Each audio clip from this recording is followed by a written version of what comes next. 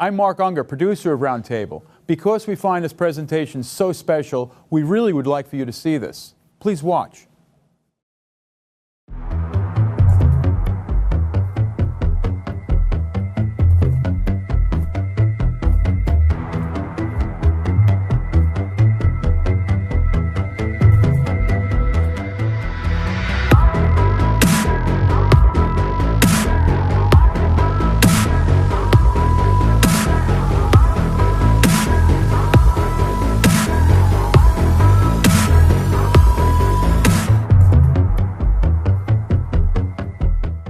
Hello and welcome to Single Shot Show. Today we have a unique opportunity to discuss reality in photography, surrealism, and generally working with photography in broader spectrum than what normally is expected with one of our greatest artists, Ryszard Horowitz, our fixture of New York photography since for many years. Thank you very much, Ryszard, for having us today. And I just want to say that I'm a huge personal fan of what you're doing. It really speaks to me a lot, and I have a huge respect to you actually starting to work to look in the direction of photography that is not realistically portraying what we see. Exactly at the time when it wasn't just a mainstream, but more of expectation, almost unshakable. That was time when EP standards established. That was the time when Magnum became what we know as Magnum right now. So, what was the reason why you decided to go in this direction, basically, against the flow in most direct and conceivable way? Yes, what is really very interesting is something that that people are not aware of and don't think about it. They consider that anything and everything as digital is totally acceptable and that you can do with it whatever you please. You go back not so long ago, you go back to the late 80s when I saw the potential of what a computer can do to my images and how I can apply it to my own needs. I was introduced to a young designer based in Hamburg, Germany, who had a prototype of so-called paint box. It was designed in Japan. It was a Sony monitor, large monitor, and a computer the size of a room, and you could scan in film, record it up on a screen, and do things to it. This was years before Photoshop, and I, of course, didn't know the first idea how to do things, but I had visual concepts what to do, and I immediately went to try to create things that were very difficult and impossible for me to do in animal. So I directed this young man, and we created several images out of my photographs that I brought with me to Germany. We made some very small prints. You could not make large prints at the time. They were partially analog, partially digital, and so excited, I wrote back to New York and I started showing to my friends. And to my great sadness, they thought I was mad, They did not appreciate any of that, and they said, forget about it, this will never catch up. This is not photography, this is like profoundly wrong, blah, blah, blah, blah, blah, blah. Luckily, I didn't pay too much attention because to me it was something extraordinary, and I began to look around for people who could supply me with proper hardware and software, because these things were extremely difficult to obtain and also very expensive. So I met a man, his name was Bob Greenberg, with a special effect film company in New York, and he began to play with computers, and because of his name, he was approached by many hardware manufacturers. He had a whole group of young programmers who were writing specific programs, And he was aware of my work, and one day he called me up and he said, listen, would you like to work with me? I enable you to take advantage of whatever I have, of my equipment, my people, and let's create together some images to show to the world that this is the right step, that this is the future.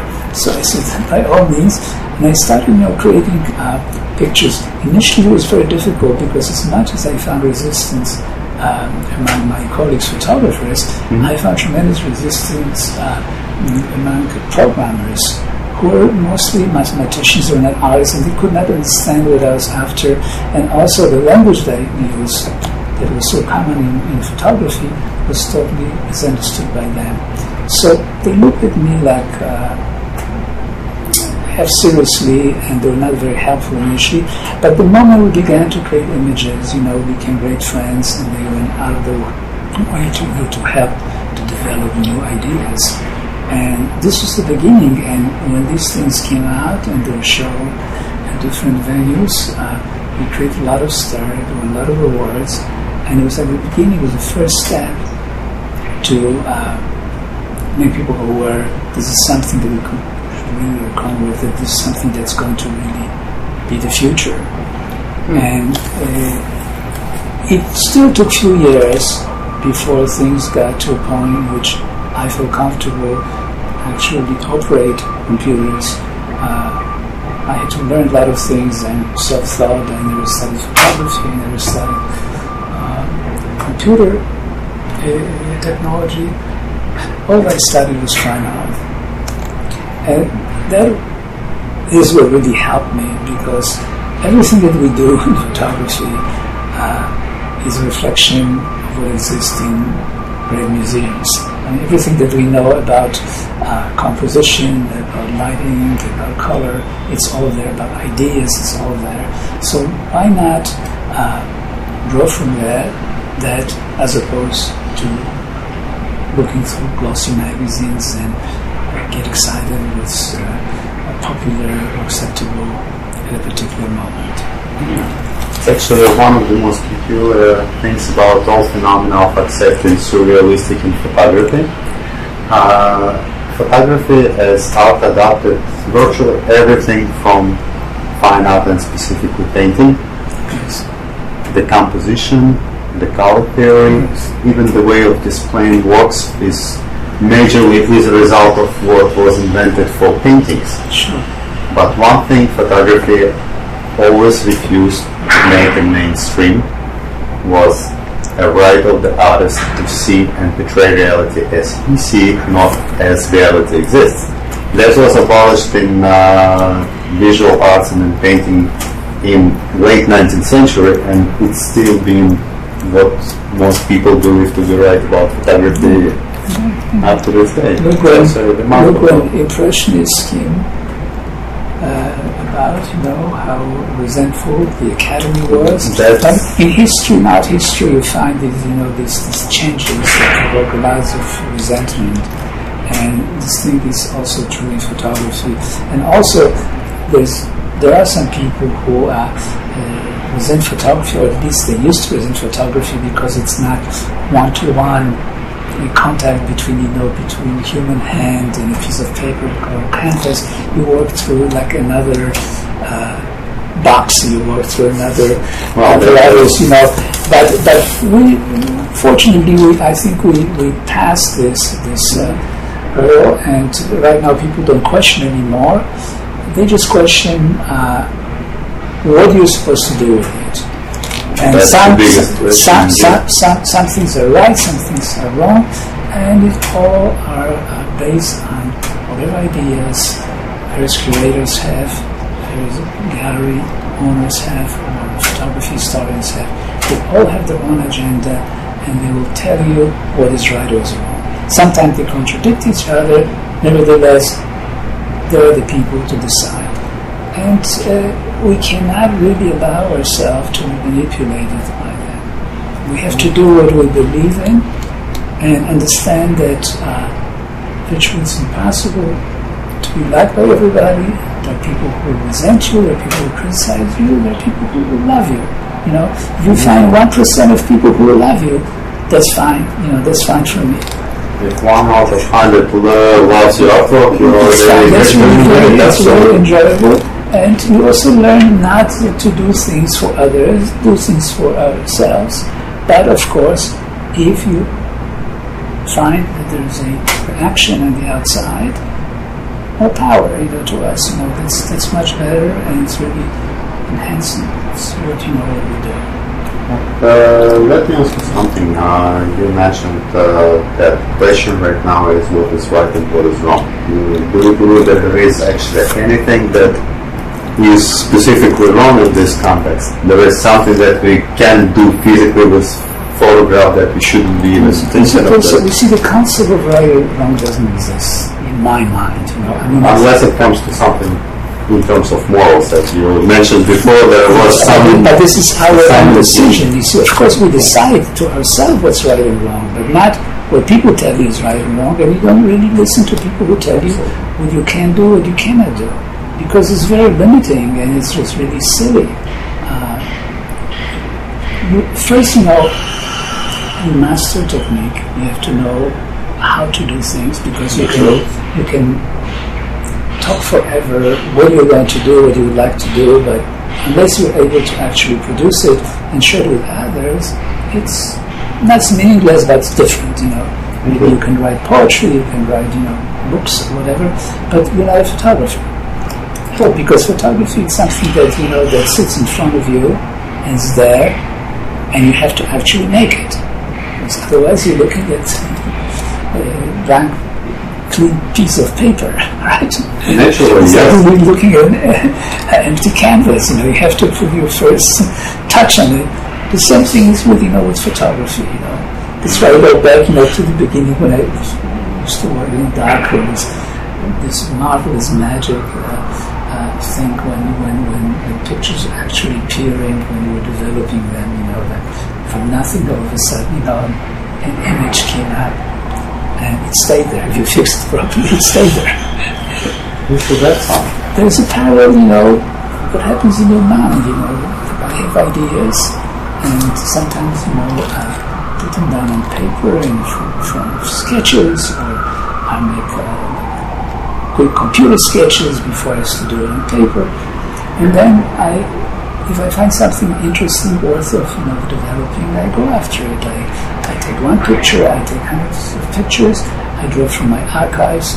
I create whatever is necessary to get all the elements that will eventually create a particular image. That's great. And you mentioned picture with a that requires explanation, and that's another very interesting phenomenon that got another momentum in modern art. Right now there is the whole trend of photographers who presenting work and presenting probably as much of text accompanying it, explaining what this work is and how it should be interpreted. What do you think about this? I mean, I personally believe that as any other form of art, it has right to exist, but it's a mixed media, Like my friend Dwayne Marcos, a long time ago, he used to, write little stories next to his photographs, but they were not actually describing the pictures. They were adding to the pictures. They sort of set up certain context, and created a mood. Now, of course, he's been copied a million times over, and people do different things. Being a painter, I approach photography as literally painting. Now, working with computers, having millions of color at your disposal, different brushes or whatever, you can actually take control of what your image will look like. You can approach it from a coercive point of view, compositional point of view, and if I were not creating images the way I do, I would probably put them on a canvas. So, to me it's all related, and I always feel that I walk this whole circle from the time when I was facing a blank canvas to when I face blank, frame. Mm-hmm. and I have the same opportunity to start from the scratch and create practically anything that comes to my mind. And this is the power and beauty of this particular media.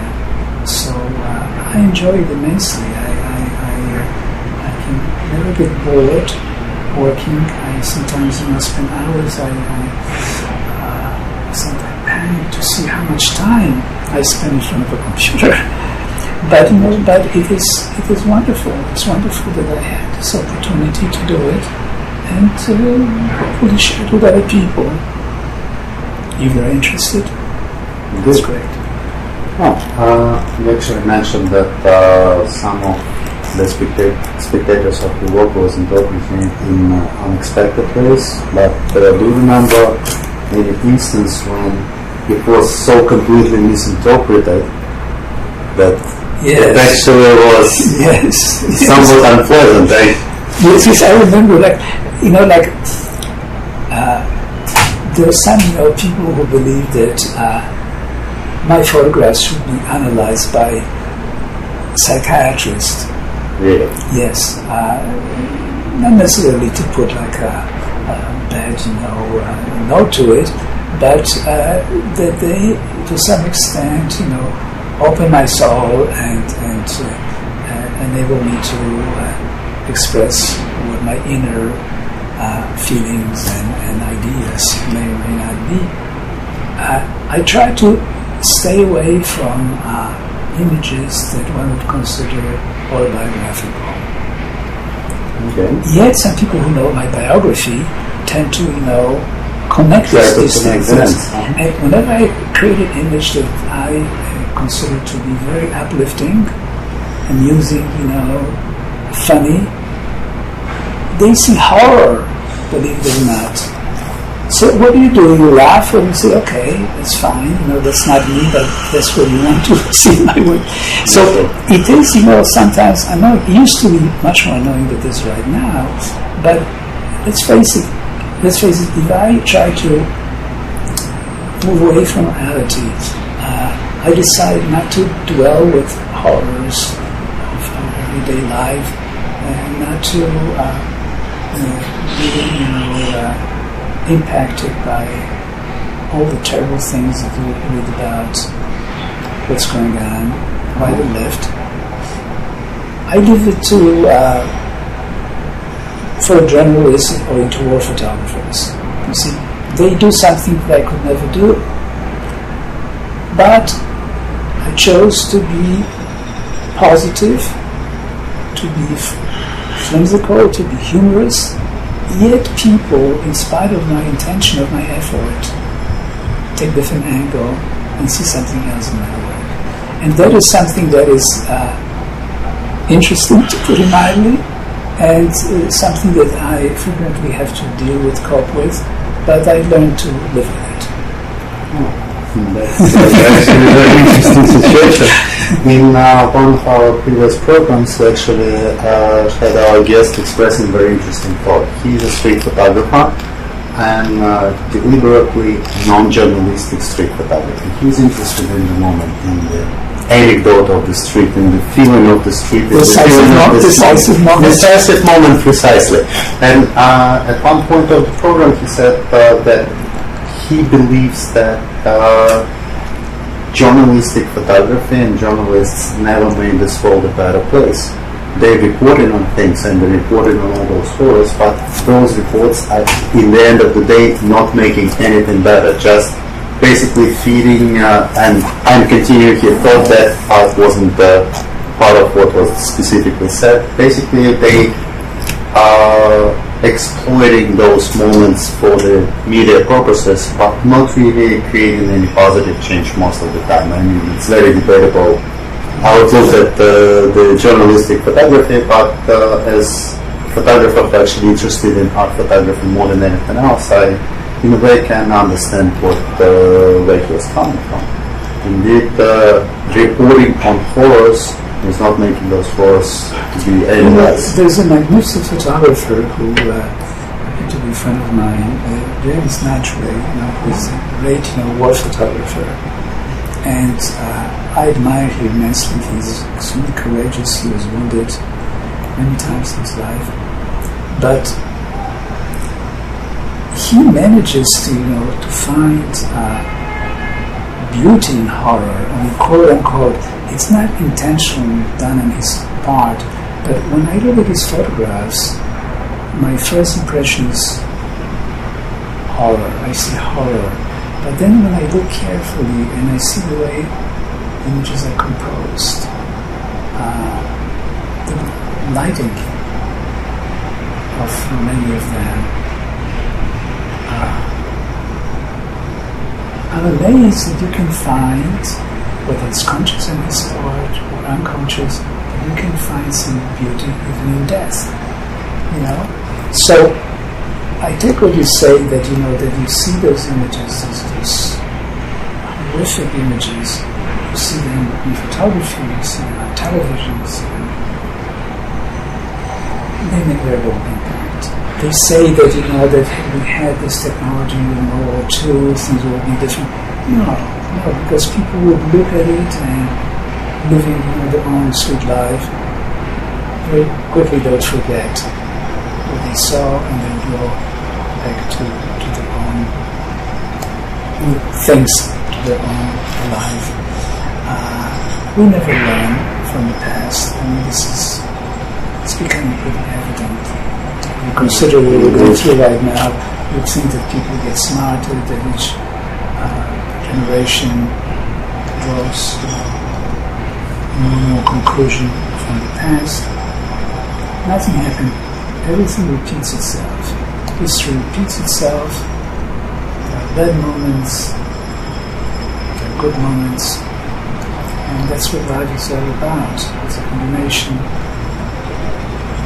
of both of them, and if you're very sensitive, you react to it. If you're not sensitive, it doesn't make any difference. But whether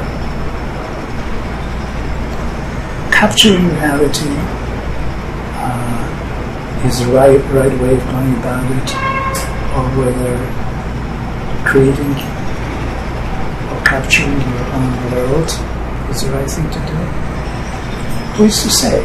I think there's room for everything. To me, really, the question is whether what I see makes sense and it represents certain values.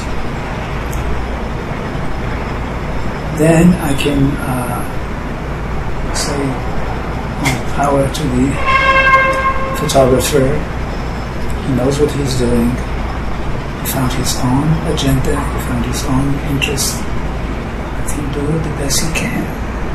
So there's room for absolutely every kind of photography, and the range is so wide that it's inconceivable to say this is the only way to do it, or that is the only way to do it. We all find our own way, and as long as we have something to say, we just keep on creating, we just keep on doing it, and attracting too much attention to all those critics and museum creators and gallery owners can drive you nuts, and you should sort of try to remove yourself from the pressure and believe in what you do. I had a marvelous, teacher. His name was Alexei Brodovich. He was a white Russian who came here through Paris, and he created a design laboratory in the 50s. In the 60s, he discovered people like Avedon and Penn, etc. I used to attend his seminar, and he had a wonderful way of teaching us to find our own meaning, our own approach to what we do. He would give us an assignment, would bring it in, do a discussion, and he would heavily criticize an image for all kinds of reasons. A week later, we look at the same image he would glorify everything in this image. The same one. So the bottom line is that you see good things in anything that you do, you see bad things, and you simply have to make up your own mind what is good or is bad for yourself, and you have to be able to stand behind it. You have to be able to defend, if necessary, and if I have to defend what I do, but if somebody chooses to attack me in any way, I know what I'm doing, and I can verbalize what I'm doing, and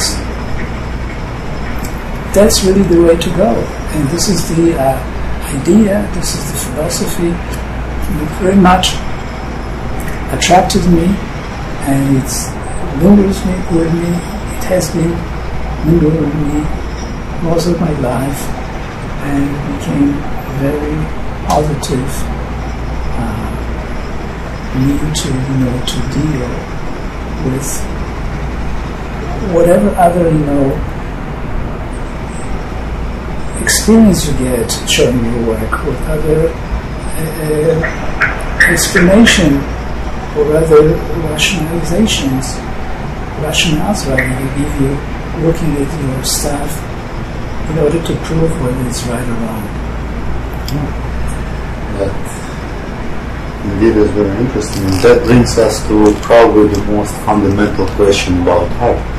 There are but two approaches to question of purpose of art: Aristotle and 19th century decadence. In the end of the day, art exists because it has a purpose, or art exists just because it exists, just because there was a reason for creating art piece. What do you think is art, the truth? Art, in my opinion, has tremendous purpose. It can be uplifting, it can be devastating, but it's definitely part of our life. I cannot imagine my life without referring to some of the masterpieces of the past, and also some work that's being created right now that have been doing a tremendous impact on me.